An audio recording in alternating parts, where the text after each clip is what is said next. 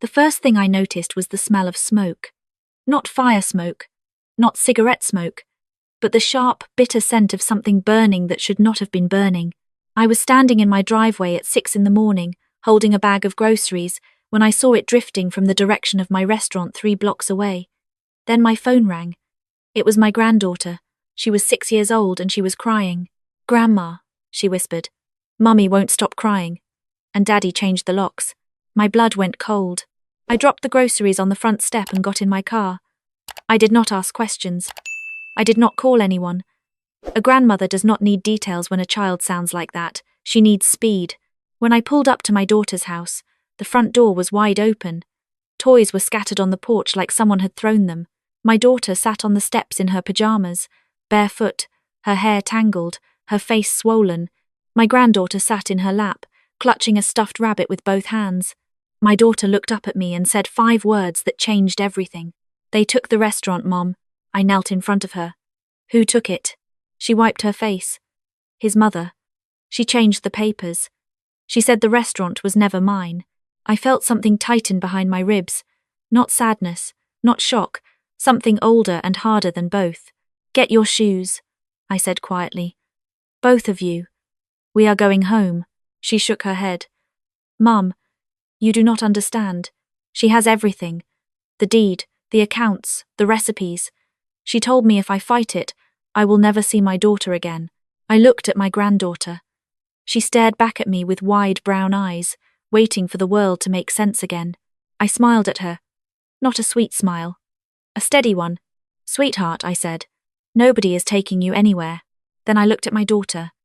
"And nobody is taking what I built, because that restaurant was mine. I started it 40 years ago with a cast iron skillet and a folding table. I named it after my mother. And no one, not a soul on this earth, was going to erase that. My name is Ruth. I am 63 years old. I built a restaurant called Clara's from nothing. I poured my savings, my weekends, my tears, and my hands into that place until it became something real. 3 locations, 42 employees. A name people trusted. When my daughter Sophie married a man named Victor, I was cautious. He was polite, well-dressed, soft-spoken. But his mother, Diane, unsettled me from the first handshake. She smiled too wide and listened too carefully, like she was always measuring. After the wedding, Victor convinced Sophie to take over managing the original Clara's location. I agreed because Sophie loved that kitchen. She had grown up in it. She knew every recipe by heart because I taught her myself. What I did not know was that Diane had plans of her own. For 2 years, small things shifted. Vendors I had worked with for decades were replaced. Staff members I trusted were let go. Sophie told me it was modernizing, updating, keeping up with the times. I believed her because I wanted to. That was my mistake. On the morning my granddaughter called me, I learned the truth. Diane had quietly restructured the ownership paperwork. She convinced Victor to sign transfer documents. She moved accounts. She replaced my name with hers on supplier contracts. And when Sophie finally questioned it, Diane told her the restaurant had always been a family asset, meaning her family. Then she changed the locks. I brought my daughter and granddaughter back to my house. I made them breakfast. Eggs scrambled soft, toast with butter, orange juice in the blue cups my granddaughter liked. I watched my granddaughter eat. She was calm now, trusting, safe. My daughter barely touched her plate. "She planned this for months," Sophie said quietly. "Maybe longer. She had binders, Mom, folders full of documents with your name crossed out and hers written in." "Did Victor know?" I asked. She hesitated. "He signed things." She told him it was routine. "And when you confronted him?" Her voice broke. "He said I was overreacting. He said his mother was just helping." I poured myself more coffee and said nothing for a long time. Then I stood up. "I need to make a phone call." I called my lawyer first, then my accountant, then a woman named Grace who had been my first employee at Clara's and who now worked in county records. By noon, I had a clear picture. Diane had been thorough but not flawless. She had filed new documents with the county, but the original incorporation papers still listed me as sole owner.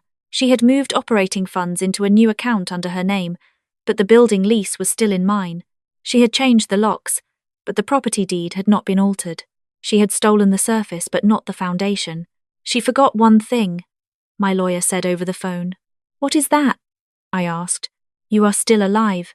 That afternoon, I drove past the restaurant. The sign still said Clara's. The lights were on.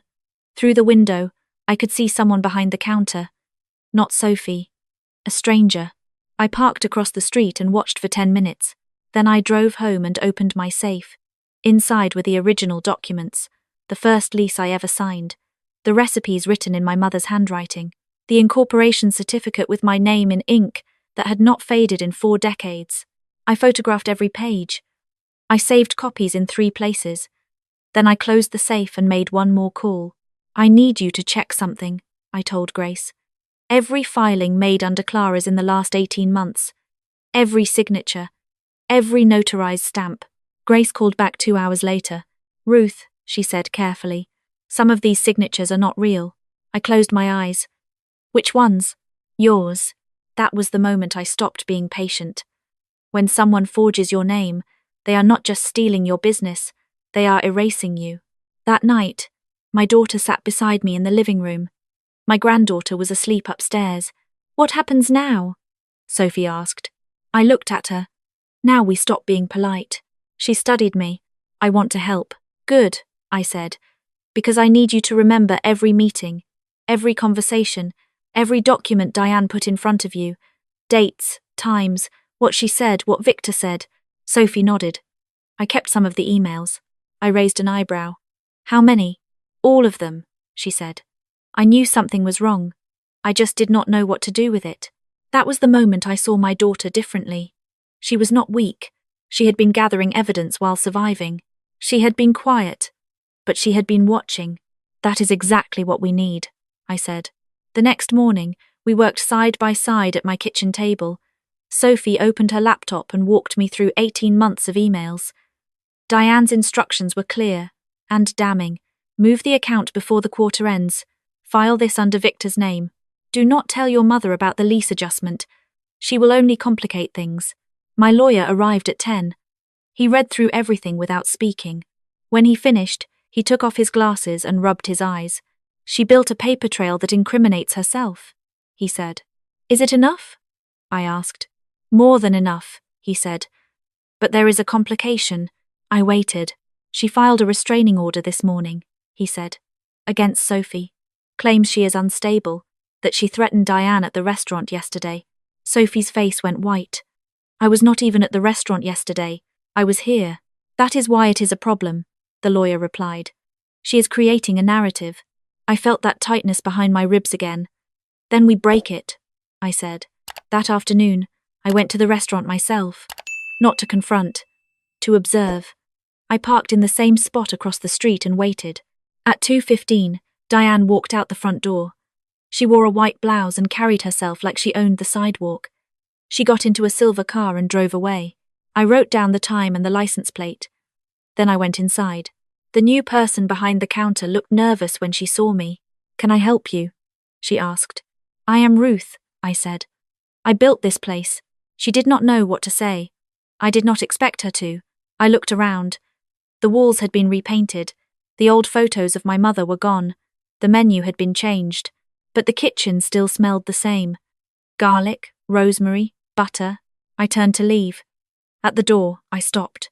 When Diane asks who came in today, I said, tell her it was the person whose name is on the deed.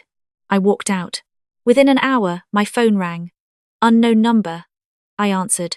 You need to stop this, a woman's voice said. Cold and controlled. Hello, Diane, I said. That restaurant belongs to my family now, she said. Victor and I built it into something profitable. You were just a name on old paper. I laughed softly. Paper is what courts read. There was a pause. You will regret this, she said. Maybe, I replied. But not today. She hung up. That evening, my son-in-law called. Not Diane, Victor himself. Ruth, he said. His voice was tight. My mother says you came to the restaurant. I did, I said. You cannot do that, he said. We are in the middle of restructuring. Restructuring what? I asked calmly. A business you do not own? Silence. My mother has the paperwork, he said. Your mother has forged paperwork, I replied. And if you signed any of it, That makes you part of the fraud. The silence stretched longer this time. I did not know, he said quietly. You did not ask, I answered. He had no response to that. I hung up. 3 days later, we filed. Fraud. Forgery. Unauthorized transfer of business assets. The county clerk flagged the filings Diane had submitted. An investigator was assigned within a week. Diane did not take it quietly. She called Sophie's friends. She told them Sophie had a breakdown, that she was delusional, that I was a controlling old woman using my daughter to hold on to a failing business. She posted online. She contacted local news. She framed herself as a devoted grandmother being attacked by a bitter ex-family member. And then, she did the one thing I feared most. She filed for emergency custody of my granddaughter. Sophie found out at 7 in the morning when a process server knocked on my front door. I watched my daughter read the filing. Her hands shook so badly the papers rattled. She says I am an unfit mother, Sophie whispered. She says Lily is in danger living with me. I took the papers from her hands and read every word. Diane claimed Sophie had no income, no stable housing, no support system. She claimed the child was exposed to emotional volatility. She requested immediate placement with the paternal grandmother. She is using Lily as leverage, I said. What do we do? Sophie asked. And her voice was not small. It was sharp, angry. We fight, I said. And we win. My lawyer moved fast. He filed a counter-motion within hours. He attached the forged documents, the email trail, the financial records showing Diane had diverted funds meant for Sophie's salary. He included a statement from my granddaughter's pediatrician, confirming the child was healthy, happy, and well cared for. The hearing was set for Thursday. On Tuesday, something unexpected happened. Victor showed up at my door, alone. No announcement, no phone call. He stood on my porch in a wrinkled shirt with dark circles under his eyes. I need to tell you something, he said. I crossed my arms. Talk. My mother told me to lie, he said. About the signatures, about the restaurant, about Sophie. She said if I went along with it, everything would work out. She said Sophie would come back eventually and it would all settle down. I studied his face. He looked like a man who had just woken up inside a house he did not recognize. And now? I asked. Now I know she planned this before the wedding, he said. She saw the restaurant, and she decided it would be hers. Sophie appeared behind me. She had heard everything. You let her, Sophie said. Not screaming, not crying. Steady. Every time she pushed me out. You let her. Victor looked at the ground. I thought I was keeping the peace. You were keeping her comfortable, Sophie replied. There is a difference. He nodded slowly. I know. And I will testify to all of it. Sophie looked at me. I looked at her. Then start writing down everything you know, I said. Thursday came fast. The courthouse was smaller than I expected. Fluorescent lights, plastic chairs, the echo of hard shoes on tile floors. Nothing glamorous, nothing dramatic, just the quiet machinery of justice. Diane arrived in a navy dress and pearls. She smiled at the judge. She smiled at the clerk. She smiled at everyone as if this were a charity fundraiser and not a custody hearing. Her lawyer spoke first. Concerned grandmother, unstable mother, vulnerable child. He painted Sophie as fragile, me as controlling, and Diane as the only responsible adult in the room. I sat still and waited. Then my lawyer stood. He did not raise his voice. He placed documents on the table one by one. The original incorporation papers, the forged filings, the email chain, the financial transfers, the pediatrician's statement. Then he said, "We also have testimony from Mr. Victor Grant." Diane's head snapped to the side. She stared at the door. Victor walked in. He did not look at his mother. He sat down and swore an oath. "My mother instructed me to sign documents I did not read," he said. "She told me they were routine. I trusted her. That trust was misplaced." Diane leaned toward her lawyer and whispered urgently. Her lawyer raised a hand to slow her down. Victor continued. "She told me to support the custody filing. She said it would pressure Sophie into dropping the fraud complaint. She called it a negotiation tactic." The judge leaned forward. "Mr. Grant, are you saying the custody petition was filed not out of concern for the child, but as leverage?" Victor swallowed hard. "Yes." Diane stood up. "He is lying," she said loudly. "My own son is being manipulated. The judge raised her hand. Sit down. Diane did not sit down. This woman, she pointed at me, has turned everyone against me. She is a bitter old woman who cannot accept that her little restaurant needed real management. The judge's voice went cold. I said sit down.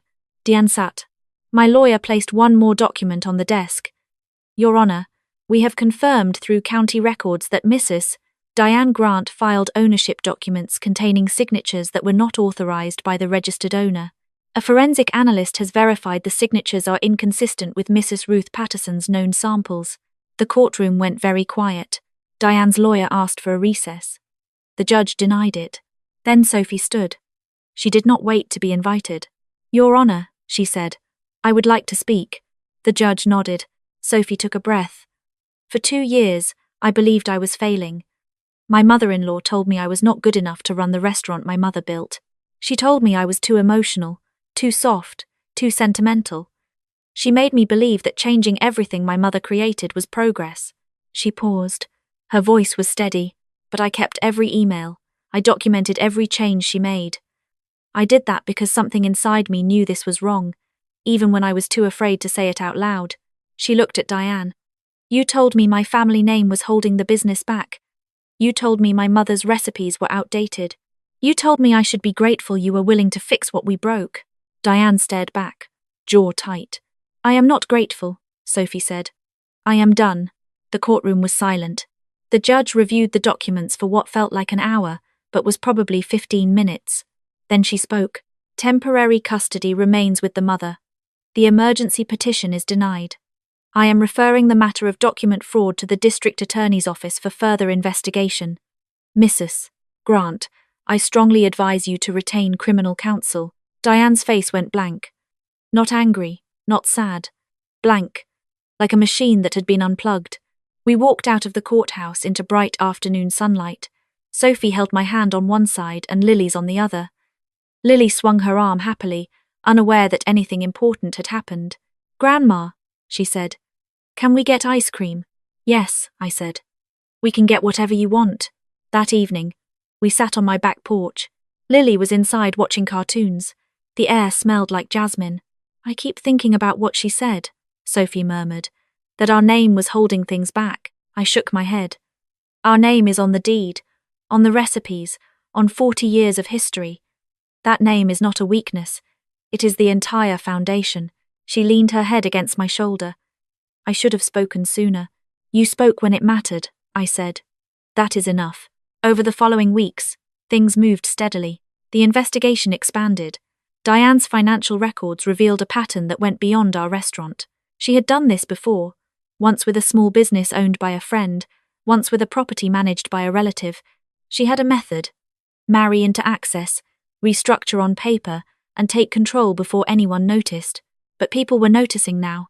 Victor filed for legal separation from Sophie, not out of cruelty, but out of honesty. He told her he did not know who he was yet, and he did not want to keep pretending. Sophie accepted it with grace I did not expect. I loved the man I thought he was, she told me one evening. But I cannot stay married to someone who is still learning to think for himself. Diane was charged with forgery and fraud. She did not accept a deal. She demanded a trial. The trial lasted 4 days. She lost. I got the restaurant back. The day I walked through the front door with the new keys, I stood in the kitchen alone for a long time. The walls had been repainted.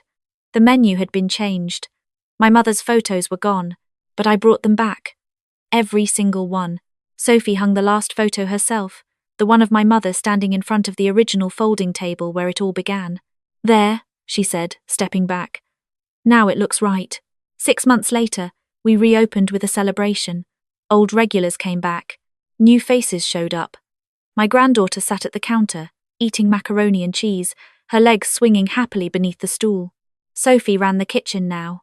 Not because I told her to, but because she chose to. She created a new section on the menu dedicated to my mother's original recipes, the ones Diane had tried to erase. She called it Clara's Classics. One afternoon, a woman I did not recognize came in and sat at a corner table. She ordered soup and bread.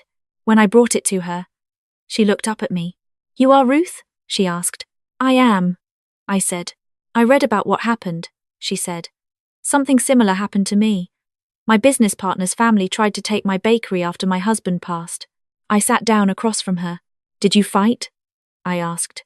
I did not know how, she said. I gave up. I reached across the table and placed my hand over hers. It is never too late, I said. She smiled, and I saw something in her eyes that I recognized. Not defeat. Possibility. That night, after closing, I stood in the empty restaurant and looked around. The chairs were stacked, the lights were low, and the kitchen was clean. I could hear my mother's voice somewhere in the silence, not her words, just her strength. I locked the front door and walked to my car. Some people believe power means taking what belongs to others. They measure strength by how much they can control, but they always forget one thing. The people who build things from nothing do not break easily. We do not fold when someone rewrites our name. We do not disappear when someone changes the locks. We come back. We bring the truth. And we make sure the door stays open for everyone who was told they did not belong. If this story reminded you of someone you love, or someone you are, hold on to that. Strength is not loud. It is steady. It shows up when it matters most. And if you are ever told your name is not enough, remember mine. Remember Clara's. Remember that the real owner never needs permission to walk through her own front door.